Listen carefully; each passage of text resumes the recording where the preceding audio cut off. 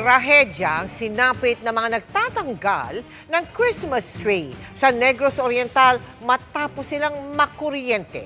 2 patay, habang 3 ang kritikal, kabilang ang isang SK chairperson na napadaan lang. Nakatutok si Marisol Abduraman. Napasigaw ang mga residente nang biglang makuryente ang mga nagtatanggal ng Christmas tree sa Mabinay, Negros Oriental. Kitang-kita kung paano nag-spark ang kable ng kuryente. Mula sa ginamit nilang boom truck, pinagtulungang buhatin ang barangay kagawad na nag-aagaw buhay na. Ang boom truck operator na empleyado ng Mabinay LGU tumalon umano matapos makuryente. Naisugod pa sila sa ospital pero parehong binawian ng buhay kalaunan. 3 tauhan pa ng barangay ang kritikal.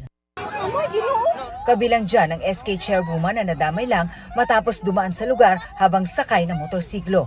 Base sa inisyal na pagsisiyasat, nagtatanggal ng Christmas tree na itinampok sa Lingganay Festival ang mga opisyal ng barangay Aribase gamit ang boom truck pero sumapit ito sa kable ng kuryente ng electric cooperative sa lugar.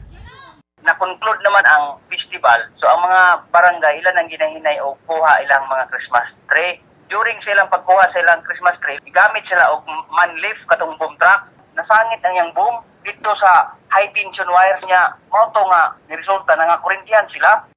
Inilipat na sa Provincial Hospital sa Dumaguete City ang mga kritikal. Nagpapatuloy pa ang investigasyon.